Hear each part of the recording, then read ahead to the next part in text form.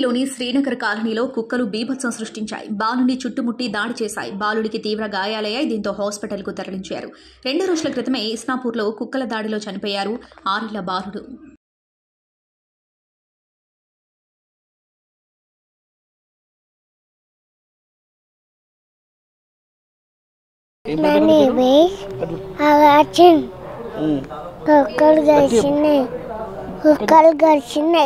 ఎన్ని కలిసి కుక్కలు? 5 కుక్కలు కలిసియా? ఎక్కడెక్కడ? తలకాయ మెడకి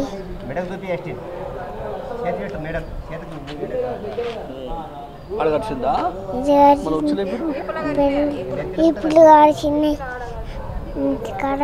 ఆడిచింది అంత గడిచింది మొత్తం కలిసిందా? సరే నా పేరు కృష్ణ అంటారు సార్. మా మన్మడు హర్షవర్ధన్ ఆయన పేరు. అయితే సోమవారం సార్ 2 గంటల ప్రాంతంలో ఇక్కడ బయటికి ఒక్కడే వచ్చిండు ఆడుకునేకి. ఇక్కడ కారు దగ్గరికి వచ్చిందడివే కుక్కలు సడన్గా వచ్చి మీద పడ్డాయి సార్. మీద పడి బాగా గరిచినాయి. కిర్ర 6 కుక్కలు సార్. అక్కడ పక్కనున్న మా సారు కేకలు పెట్టి ఏందని వెళ్తొచ్చిండు సార్. వెళ్తొచ్చి ఆడి అని రాళ్లతోని అవి విసిరేటల్లకల్లా బాబు నిడిచిపెట్టిపోయినాయి సార్. ఇక పానాపాయ స్థితిలో అన్నమాట. మొత్తం గాయాలు చేసినాయి. అప్పుడే ఊటవుటిన ఉంటాయి సార్ అక్కడక్కడ.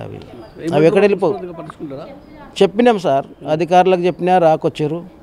ఇక్కడ కాలనీలో ఉండొచ్చు అది కౌన్సిలర్లు వాళ్ళకు చెప్పినాం రాకొచ్చారు సార్. ఇట్లా ఇంకా ఎవరు అడగలేరు. ఇంకా మీరే వచ్చి మమ్మల్ని అడుగుతున్నారు. ఇది సార్ సంగారెడ్డి పట్టణం. ఇది స్థానికంగా అంతా అధికారాలు ఉంటారు సార్. శ్రీనగర్ కాలనీది మన కలెక్టర్ అమ్మగారు కావచ్చు, అదేవిధంగా కమిషనర్, చైర్మన్, కౌన్సిలర్ ఇంకా అధికారులు ఉంటారు కదా సార్. ఈ కుక్కల బెడద నుండి చాలా ప్రమాదం ఉంది సార్. చిన్న పిల్లలు అయితే చాలా ఘోరంగా మేము ఎప్పుడేమవుతుందో పిల్లల గురించి చాలా ఆందోళనకరంగా అయితే ఉన్నాం సార్. చాలా మేము భయంగా ఉన్నాం నిజంగా. మొన్న సీన్ చూస్తే ఇంకా మాకు భయం పోలేదు. మీరు అంతా కమిషనర్ సార్కు వాళ్ళకు జర తెలిస్తే ఈ శ్రీనగర్ కాలనీ కుక్కలు ఎక్కువ అయిపోయినాయి సార్. ఇంచుమించుగా 50-60 కుక్కలు ఉన్నాయి. మరి వాటిని బాధ నుండి తప్పేయాలి. మాకైతే చాలా భయంగా ఉన్నాం సార్. మీ అందరితో ఇదే చెప్తున్నా. వాళ్ళకైతే మేమైతే ఇట్లా 2 చేతులు పెట్టి దండాలు చెప్తున్నాం సార్. మా దగ్గరకు వచ్చి అరుచుకోనాలి అని చెప్తున్నాం. దయతోని వాళ్ళు ఇప్పుడు ఇంకనైనా వచ్చి ఇక్కడ వచ్చేసారి కాలనీ ఉన్న వాళ్ళకంతా ఒక ధైర్యం, ఆ కుక్కల నుండి ధైర్యం ఇచ్చేటట్టు చూడాలి సార్. మాకు గిట్ట చాలా బాధ ఉంది. బాబు పరిస్థితి మీరు చూసారు కదా సార్. ఆ విధంగా ఉంది. దయతో మీకు గిట్ట చెప్తున్నాం సార్. ఈ పెద్దల దగ్గరికి మీరు గిట్ట తీసుకుపోయి చెప్పండి సార్. నమస్తే అండి. నా పేరు శ్రీనివాస్ రెడ్డి అండి. ఇప్పుడు ఏదైతే దాడి జరిగిందో బాబు వాళ్ళ పక్కింట్లో ఉంటాం మేము. సుమారు 2 గంటల ప్రాంతంలో బాబు బయట ఆడుకుందామని వచ్చాడు. ఇమీడియట్ ఒక 6-7 కుక్కలు ఇమీడియట్గా బాబు మీద దాడి చేయడంతో పెద్ద కేకలు వేశాడు. బాబు వేయడంతో ఏం జరుగుతుందని చెప్పి పరిగెత్తుకుంటూ వచ్చి చూడడం జరిగింది. చూస్తే బాబు మీద రౌండప్ చేసేసి 6 కుక్కలు తల ఒక దిక్కు లాగుతూ ఉండడంలో రాయితోటి కొట్టడం, దాని మీదకి దాడికి వెళ్ళడంతో అవి పారిపోయాయి. ఇలాంటి పరిస్థితి దాదాపు ఈ కాలనీలో తరచూ జరుగుతూనే ఉన్నాయి. దాదాపు ఒక 20-30 కుక్కలు ఇక్కడ తిష్ట వేయడము, రాత్రిపూట ఫ్యామిలీస్ తోటి వెళ్ళే బైక్ వాళ్ళ మీద దాడి చేయడము, వాళ్ళకి ఇట్లా కింద పడడము తరచూ సంఘటనలు జరుగుతూనే ఉన్నాయి. బాబునికి ఇట్లా ఇమీడియట్గా ఆ టైంలో సిచ్యువేషన్ అయితే చాలా భయానకంగా ఉండే. ఇమీడియట్గా లోకల్ హాస్పిటల్కి శిశురక్ష హాస్పిటల్ తీసుకోవడము, డాక్టర్లు ఇమీడియట్గా స్పందించడం, వాళ్ళంతా బాగా ట్రీట్మెంట్ చేయడం జరిగింది. బాబు ఈరోజు ప్రాణాపాయ స్థితి నుంచి బయటపడడం జరిగిందండి.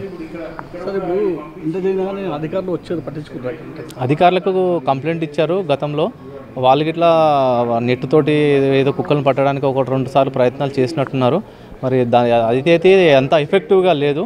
దాని మీద ఇంకా తగు చర్యలు తీసుకొని ఇమ్మీడియట్గా ఈ కుక్కల్ని నిర్మూలిస్తే చాలా బాగుంటుందని చెప్పేసి తెలియజేస్తున్నాం.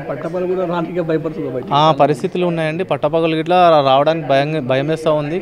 ఈ చుట్టుపక్కల ఇట్లా ఎవరు తిరగాలన్నా, చిన్నపిల్లలు బయట ఆడుకోవాలన్నా, బయట వదిలేయాలన్నా కూడా చాలా భయంకరమైన పరిస్థితులు ఏర్పడతా ఉన్నాయి. అవి ఎవరి మీద దాడి చేస్తున్నాయి, ఎందుకు దాడి చేస్తున్నాయి అన్నది ఇట్లా అర్థం కావట్లేదు.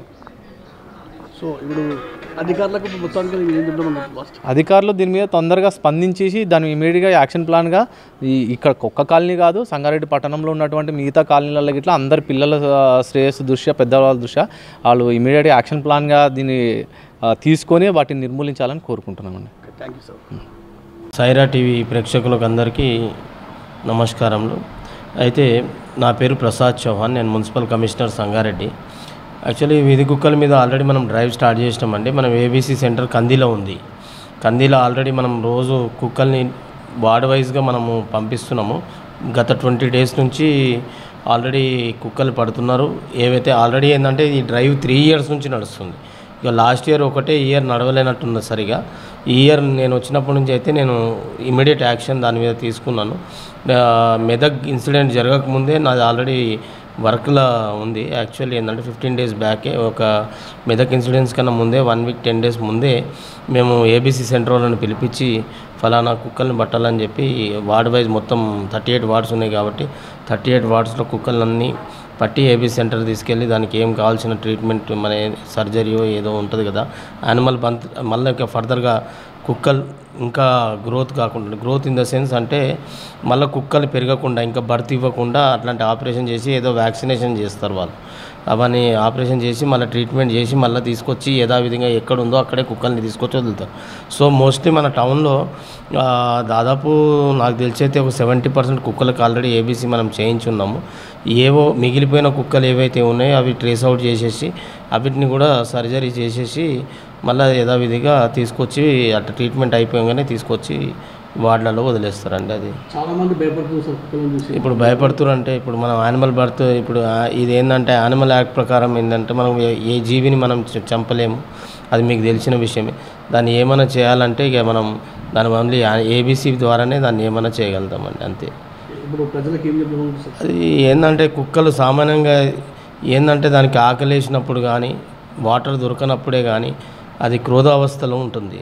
సో ఆ టైంలలో ఏం చేయాలంటే వార్డులో ఎవరో ఒక గ్రూప్ ఆఫ్ కమ్యూనిటీ పీపుల్ ఎవరైనా ఉంటే ఆ కుక్కలకి సరైన ఏదో ఫుడ్డో గిడ్డో ఏదో ఎక్కడో ఒక దగ్గర ఫుడ్డో గిడ్డో పెడితే ఫుడ్ వాటర్ అట్లా అరేంజ్ చేస్తే అవి ఎవరిని మనుషుల మీద దాడి చేయవు.